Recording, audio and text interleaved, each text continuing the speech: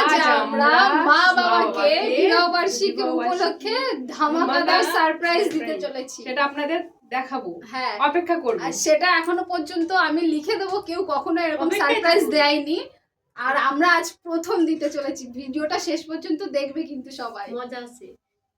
বিবাহবার্ষিকীর gift.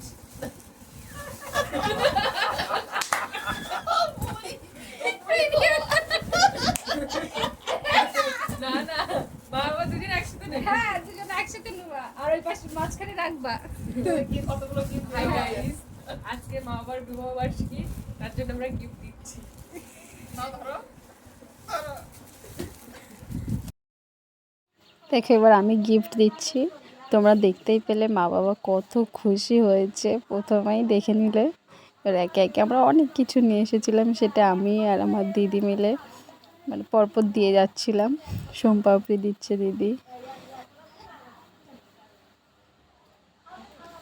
তোমরা সবাই জানিও কেমন হয়েছে গিফটগুলো। হ্যাঁ, তারপর আমি বিস্কুট দিচ্ছি, আর আমার বাবা মা খুব খুশি হয়েছিল এই দিনটা। আমরা মনে করে এগুলো দিয়েছিলাম, গিফটটা বড় কথা না।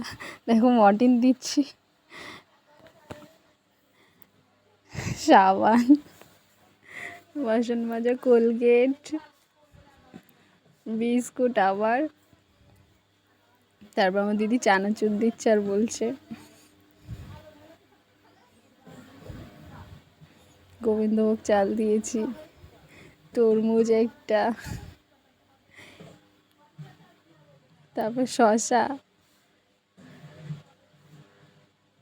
তারপর ছিল মৌসুমি লেবু, মিষ্টি ছিল, বাবার জন্য ওষুধ ছিল, সেগুলো দেখানো হয়নি। তারপর আমার বাবার রিয়াকশন শোনো। আর মা বলো তোমাদের গিফট পাই কেমন লাগলো? ভালো। কেমন লেগেছে? এত বছর পরে খুব ভালো লাগলো। তোমার কেমন লেগেছে? খুব ভালো হয়েছে, খুব ভালো। গিফট গুলো পছন্দ হয়েছে? হ্যাঁ, আমার খুব ভালো পছন্দ হয়েছে। ভালো।